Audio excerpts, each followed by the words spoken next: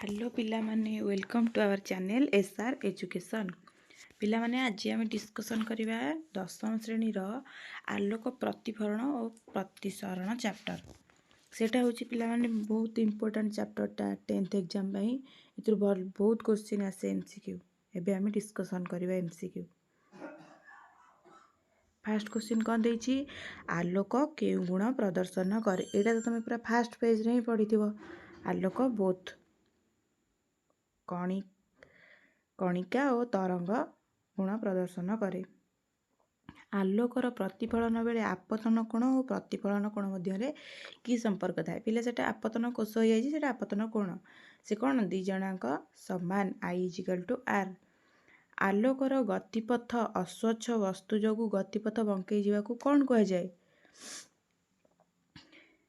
विकिरण जानी पारल। तापर 4 नंबर कौन देछि समतल दर्पण रे गठित प्रतिबिंब प्रकृति किपरि होइताय। तार प्रकृति किपरि होइताय पिला माने सळख और आभासी। तार 5 नंबर समतल दर्पण रे गठित प्रतिबिंब रे वस्तु तुलना रे प्रतिबिंबर कौन परिवर्तन हुए पार्श्व परिवर्तन हुए। तापर 6 नंबर वर्तुलाकार दर्पण जो गोलकर अंश होता है सही गोलकर केंद्र को कौन कह जाए वक्रता केंद्र कह जाए। अवतल दर्पण वक्रता केंद्र दर्पणर केउठारे रुहे आगपटे रुहे। सेमिति उत्तल दर्पणर वक्रता केंद्र केउठारे रुहे पछपटे रुहे। अवतलर आगपटे उत्तलर पछपटे। ये दुटा बहुत इंपोर्टेंट क्वेश्चन आपको टिके भलसे मन रखि 7 नंबर 8 नंबर अवतलर सब आगपटे उत्तलर पछपटे। तापर 9 नंबर जो सरल रेखा वर्तुलाकार दर्पणर पोल और वक्रता केंद्र को जोग करथाय ताहाकू कौन कह जाए प्रमुख अक्ष।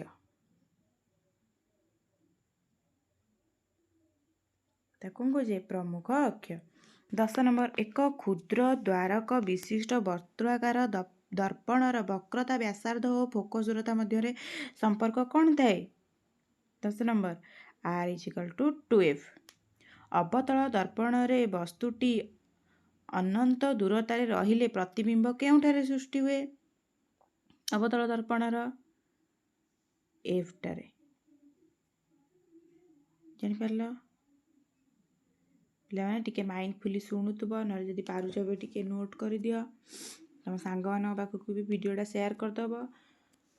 आमर चैनल को भी सब्सक्राइब करदब। डेली सार 9 PM को लाइव आसुँच से भी सार सहित कथा पार तुम डाउट सब पचारि पार। चैनल को सब्सक्राइब करदब सबूर नोटिफिकेशन भी पाइपर जाइए भी देखिपर। आम स्टडी प्लान दिखाई 2 मंथर स्टडी प्लान केमती कौन पढ़ तुम एग्जाम है तुम सांग मानक भी शेयर करदब देखिब। तापर 12 नंबर अवतल दर्पण रे वस्तु केउठी रहिले प्रतिबिंब सीठारे सृष्टि हुए केउठी रहिले ई। अवतल दर्पण रे वस्तु केउठी रहिले प्रतिबिंब आभासी और सळख सृष्टि हुए पी आउ एफ टारे। एटा डी ऑप्शन 13 नंबर। तापर 14 नंबर 14 नंबर कौन देछि अवतल दर्पण रे वस्तु पी और एफ मध्य रे रहिले प्रतिबिंब केउठी सृष्टि हुए केउठी सृष्टि हो दर्पणर पछपटे। अवतल दर्पण एटा अछि अवतल उत्तल से पूर्व पढ़ी के आसले आमे एबे। तापर 15 नंबर क्वेश्चन अवतल दर्पण रे प्रमुख अक्ष सह समांतर होई आसुथुबा गोटिए रश्मि प्रतिफलित होई काहा मध्य देई गति करे काहा मध्य देई गति करे एफ मध्य देई गति करे। 16 नंबर टॉर्च और संधानी आलोक रे केउ दर्पण व्यवहार करा जाए अवतल दर्पण। सौर चूल्हा सूर्यालोक केन्द्रीभूत करने केउ दर्पण व्यवहार करा जाए ସୌର ଚୁଲାରେ ମନେ ପକା ପଡ଼ିଥିବ। ଅବତଳ ଦର୍ପଣ, ତାପରେ 18 ନମ୍ବର ଦେଖିବା ଉତ୍ତଳ ଦର୍ପଣରେ ବସ୍ତୁ ଅନନ୍ତ ଦୂରରେ ରହିଥିଲେ ଅନନ୍ତ ଦୂରତାରେ ଥିଲେ ପ୍ରତିବିମ୍ବ କେଉଁଠାରେ ସୃଷ୍ଟି ହୁଏ? କେଉଁଠାରେ ସୃଷ୍ଟି ହୁଏ? ଏଫ୍ ଠାରେ ଓ ଦର୍ପଣର ପଛପଟେ। ଉତ୍ତଳ ଅର୍ଥ ଜାଣିଥିବ ପଛପଟେ, ଅବତଳର ଆଗପଟେ। ଉତ୍ତଳ ଦର୍ପଣରେ ବସ୍ତୁ ଅନନ୍ତ ଦୂରତାରେ ଥିଲେ ପ୍ରତିବିମ୍ବ ପ୍ରକୃତି କ'ଣ ହେବ? 19 ନମ୍ବର କ'ଣ ହେବ? ବିଲିସମ ଆଭାସୀ ସଳଖ। ତାପରେ 20 ନମ୍ବର ଆଗ୍ରା ଦୁର୍ଗର କାନ୍ଥରେ କେଉଁ ପ୍ରକାରର ଦର୍ପଣ ବ୍ୟବହୃତ ହୋଇଛି? ଆଗ୍ରା ଦୁର୍ଗରେ କେଉଁ ପ୍ରକାରର ଦର୍ପଣ ବ୍ୟବହୃତ ହୋଇଛି? ଉତ୍ତଳ। 21 ନମ୍ବର ପିଲାମାନେ 50ଟା କି 52ଟା ପାଖାପାଖି କୋଶ୍ଚିନ୍ ଅଛି, ମୁଁ ଟିକେ ସେଥିପାଇଁ ଜଲ୍ଦି ଜଲ୍ଦି କରିଦେଉଛି, ତୁମମାନେ ଟିକେ ଭଲସେ ଦେଖିଦିଅ, ମନେ ରହିଯିବ, ନହେଲେ ନୋଟ୍ ବି କରିଦିଅ, କିଛି ନାହିଁ। ଯାନବାହନରେ ପଛ ପାଖେ ଦେଖିବା ପାଇଁ କେଉଁ ଦର୍ପଣ ବ୍ୟବହାର କରାଯାଏ? ଆମର ସବୁ ଯେଉଁ ଗାଡ଼ି ଅଛି ତାର ସବୁ ଆମକୁ ଏମିତି ମିରରରେ ସାଇଡ଼ରେ ଦେଖିଲେ ଆମକୁ ସବୁ ପଛପଟେ ଦେଖାଯାଏ ନା ନାହିଁ, ସେଇଟା କେଉଁ ଦର୍ପଣ? ଉତ୍ତଳ ଦର୍ପଣ। ତାପରେ 22 ନମ୍ବର ଦେଖିବା କାର୍ଟେସିଆନ ପ୍ରଥା ଅନୁସାରେ କାହାକୁ ମୂଳବିନ୍ଦୁ ରୂପେ ନିଆଯାଏ? କାହାକୁ ମୂଳ ରୂପେ ଭାବେ ନିଆଯାଏ? ଏକ୍ସ ଅକ୍ଷ। ସରି ପିଲାମାନେ, ମୁଁ ଏଟା ପିକୁ ମୂଳବିନ୍ଦୁ ଭାବେ ନିଆଯାଏ। ଏଟା ମୁଁ ଭୁଲ କହିଦେଲି, ସରି। 22 ନମ୍ବର ପିକୁ। 23 ନମ୍ବର କାର୍ଟେସିଆନ ପ୍ରଥା ଅନୁସାରେ ଦର୍ପଣର ପ୍ରମୁଖ ଅକ୍ଷକୁ କେଉଁ ଅକ୍ଷ ରୂପେ ନିଆଯାଏ? ସେଇଟା ଏକ୍ସ ଅକ୍ଷ। ତାପରେ 24 ନମ୍ବର ବର୍ତ୍ତୁଳାକାର ଦର୍ପଣରେ ପି ଠାରୁ ବସ୍ତୁର ଦୂରତା କେଉଁ ଅକ୍ଷରେ ନିଆଯାଏ? ୟୁ। ତାପରେ 25 ନମ୍ବର ବର୍ତ୍ତୁଳାକାର ଦର୍ପଣରେ ପି ଠାରୁ ପ୍ରତିବିମ୍ବର ଦୂରତାକୁ କେଉଁ ଅକ୍ଷ ରୂପେ ନିଆଯାଏ? ଭି। କେଉଁ ଅକ୍ଷର ନିଆଯାଏ? ମୁଁ ସରି ଅକ୍ଷର ରୂପେ କହିଦେଲି, ଏଇଟା କେଉଁ ଅକ୍ଷର? ଏଟା ୟୁ। ଭି। ବର୍ତ୍ତୁଳାକାର ଦର୍ପଣରେ ପି ଠାରୁ ବସ୍ତୁର ଦୂରତାକୁ କେଉଁ ଅକ୍ଷର ନିଆଯାଏ? ୟୁ। ପି ଠାରୁ ପ୍ରତିବିମ୍ବର ଦୂରତାକୁ, ବସ୍ତୁର ଦୂରତାକୁ ୟୁ, ପ୍ରତିବିମ୍ବର ଦୂରତାକୁ ଭି, ମନେ ରଖିଦେବ। 25 ନମ୍ବର ଗଲା। ତାପରେ 26 ନମ୍ବର ଏବେ ଡିସ୍କସନ୍ କରିବା। 26 ନମ୍ବର ଦେଇଛି ବର୍ତ୍ତୁଳାକାର ଦର୍ପଣର ଫୋକସ୍ ଦୂରତା, ବସ୍ତୁ ଦୂରତା, ପ୍ରତିବିମ୍ବ ଦୂରତା ମଧ୍ୟରେ ଥିବା ସମ୍ପର୍କଟି କ'ଣ? କ'ଣ ସମ୍ପର୍କଟି? ସେ ସୂତ୍ରଟା ତ ମନେ ରଖିଥିବ, 1/v + 1/u = 1/f। এইটা ପିଲାମାନେ ବହୁତ ଇମ୍ପୋର୍ଟାଣ୍ଟ। এই ସୂତ୍ରଟା ତମେ ସବୁବେଳେ କରିବ, ବୁଝିପାରିଲ? ଯେବେ ବି ଆପରେ +2 ସାଇନ୍ସ ପଢ଼ିବ ଯେଉଁମାନେ, ଆରାମସେ ତାପରେ ଯାହା ବି ପଢ଼ିବ, ଏଇଟା ବହୁତ ଇମ୍ପୋର୍ଟାଣ୍ଟ ଏଇ ନମ୍ବରଟା। 26 ନମ୍ବର। ତାପରେ 27 ନମ୍ବର ପରିବର୍ଦ୍ଧନକୁ କାହାର ଅନୁପାତ ରୂପେ ପ୍ରକାଶ କରାଯାଏ? 27 ନମ୍ବରରେ ଡି -VU। ବସ୍ତୁ ପ୍ରମୁଖ ଅକ୍ଷର ଉପର ଆଡ଼କୁ ରହୁଥିଲେ ବସ୍ତୁ ଉଚ୍ଚତା କ'ଣ ହୋଇଥାଏ? କ'ଣ ହୋଇଥାଏ ବସ୍ତୁର ଉଚ୍ଚତା? ପଜିଟିଭ। ତାପରେ 29 ନମ୍ବର ଡିସ୍କସନ୍ କରିବା ବାସ୍ତବ ପ୍ରତିବିମ୍ବ ପାଇଁ ଉଚ୍ଚତା କ'ଣ ହୋଇଥାଏ? ବାସ୍ତବ ପ୍ରତିବିମ୍ବ ପାଇଁ ଉଚ୍ଚତା କ'ଣ ହୋଇଥାଏ? ନେଗେଟିଭ। ମନେ ରହିଲା? ତାପରେ 30 ନମ୍ବର ଏବେ କରିବା ଆଭାସୀ ପ୍ରତିବିମ୍ବ ପାଇଁ ଉଚ୍ଚତା କ'ଣ ହୋଇଥାଏ? ଆଭାସୀ ପ୍ରତିବିମ୍ବ ପାଇଁ ଉଚ୍ଚତା କ'ଣ ହୋଇଥାଏ? ପଜିଟିଭ। ତାପରେ 31 ନମ୍ବର ଆଲୋକ ତିର୍ଯ୍ୟକ ଭାବରେ ଗୋଟିଏ ମାଧ୍ୟମରୁ ଅନ୍ୟ ଏକ ମାଧ୍ୟମକୁ ପ୍ରବେଶ କଲେ ତାର ସଞ୍ଚାରଣ ଦିଗ ଦ୍ୱିତୀୟ ମାଧ୍ୟମରେ ବଦଳିଯାଏ, ଏହାକୁ କ'ଣ କୁହାଯାଏ? ଏହାକୁ ପିଲାମାନେ ଆମେ କ'ଣ କହିବା? ପ୍ରତିସରଣ। ତାପରେ ପ୍ରତିସରଣାଙ୍କ = ଡ୍ୟାସ୍। ପ୍ରତିସରଣାଙ୍କର ସୂତ୍ର କ'ଣ ଅଛି ଆମର? ମନେ ପକାଅ, sin I/sin R। ଏଇଟା ବି ତମର ସେମିତି ଅଛି, ଫାର୍ଷ୍ଟ ସେକେଣ୍ଡ ପେଜ୍ ଆଡ଼କୁ ଖେଳେଇଦେବ, ଅଛି ପୁରା ଡାଇରେକ୍ଟ କୋଶ୍ଚିନ୍ ଇଏ। ତାପରେ 33 ନମ୍ବର ଦେଖିବା ଦୁଇଟି ନିର୍ଦ୍ଦିଷ୍ଟ ମାଧ୍ୟମ ପାଇଁ ଦିଗ ପରିବର୍ତ୍ତନ କାହା ଉପରେ ନିର୍ଭର କରେ? ଦିଗ ପରିବର୍ତ୍ତନ କାହା ଉପରେ ନିର୍ଭର କରେ? ପ୍ରତିସରଣାଙ୍କ। ତାପରେ 34 ନମ୍ବର, ସମତଳ ଦର୍ପଣ ପରିବର୍ଦ୍ଧନ କ୍ଷମତା କେତେ? କେତେ? +1। ଏଟା ବି। 35 ନମ୍ବର,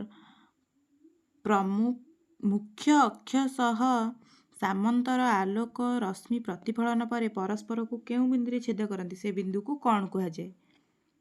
ସେ ଯେଉଁ ବିନ୍ଦୁରେ ଛେଦ କରନ୍ତି ସେ ବିନ୍ଦୁକୁ କ'ଣ କୁହାଯାଏ? ଫୋକସ୍। ତାପରେ ଦେଖିବା 36 ନମ୍ବର। 36 ନମ୍ବର ଦେଇଛି, ଅବତଳ ଦର୍ପଣର ଫୋକସ୍ ଦେଇ ଗତି କରୁଥିବା ରଶ୍ମି କିପରି ପ୍ରତିଫଳିତ ହୋଇଥାଏ? କିପରି ପ୍ରତିଫଳିତ ହୋଇଥାଏ? ମୁଖ୍ୟ ଅକ୍ଷ ସହ ସମାନ୍ତର ହୋଇ। ତାପରେ 37 ନମ୍ବର, ଏକ ଦର୍ପଣର ଫୋକସ୍ ଦୂରତା 1.5 ମିଟର ହେଲେ ବକ୍ରତା ବ୍ୟାସାର୍ଦ୍ଧ କେତେ? ବକ୍ରତା ବ୍ୟାସାର୍ଦ୍ଧ କେତେ? କେତେ ହେବ? ତାର ଫୋକସ୍ ଦୂରତା ଏତିକି ଦେଇଛି, ତାର ବକ୍ରତା ବ୍ୟାସାର୍ଦ୍ଧ କେମିତି ବାହାର କରିବ? ତାର ଫର୍ମୁଲା ପକେଇବ, ବାହାରିବ 3m। ତାପରେ 38 ନମ୍ବର, ଆଲୋକ ରଶ୍ମି ଲଘୁ ମାଧ୍ୟମରୁ ଘନ ମାଧ୍ୟମକୁ ଗଲେ କ'ଣ ପରିବର୍ତ୍ତନ ହୁଏ? କ'ଣ ପରିବର୍ତ୍ତନ ହୁଏ?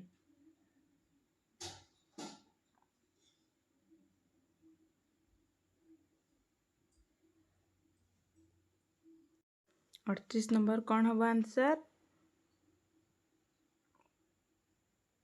आलोक रश्मि लघु माध्यम घन माध्यम को गले कौन परिवर्तन हुए? अभिलंब आड़ को बंकाइबा। 39 नंबर, कौन सी माध्यम परम प्रतिसरणांक n21 मान केते? केते हबो? v1/v2। मैंने भी 40 नंबर कौन देची?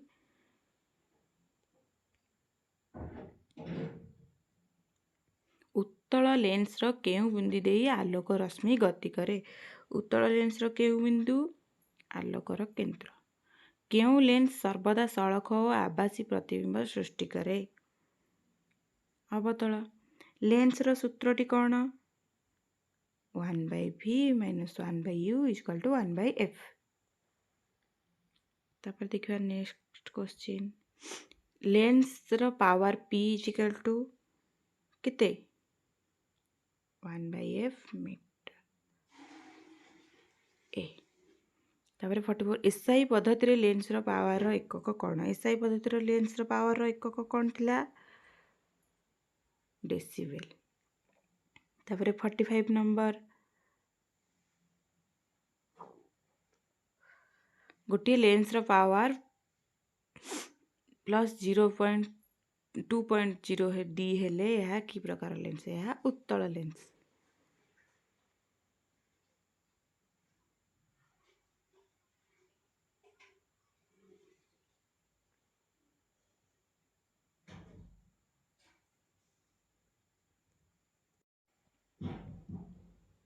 सॉरी पिला माने एटा एसआई पद्धति पावर, एटा डायप्टर मु भूल बी कह देथिली, एटा उत्तल ठीक अछि। 45 नंबर।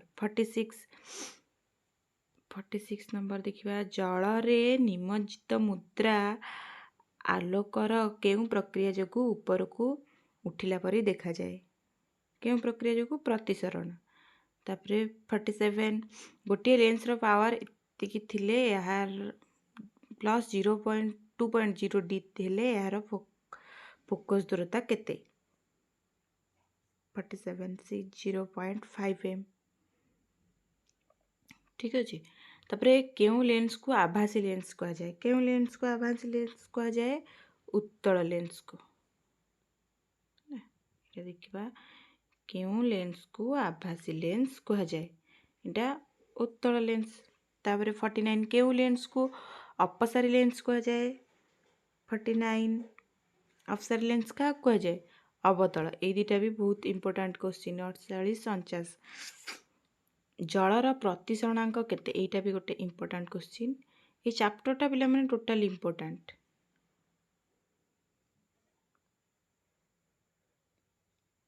ଜଳର ପ୍ରତିସରଣାଙ୍କ କେତେ 1.33। ତାପରେ 51 ନିମ୍ନଲିଖିତ ମଧ୍ୟରୁ କେଉଁ ଲେନ୍ସ ତିଆରିରେ ବ୍ୟବହାର କରାଯାଇପାରିବ ନାହିଁ? କେଉଁ ଲେନ୍ସଟା? ମାଟି ଲେନ୍ସ।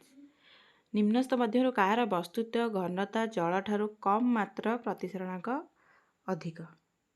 କିରୋସିନ। କିରୋସିନ ହେଉଛି କ'ଣ? ତାର ବସ୍ତୁତ ଘନତା ଜଳଠାରୁ କମ୍ କିନ୍ତୁ ପ୍ରତିସରଣାଙ୍କଟା ହେଉଛି ଅଧିକ।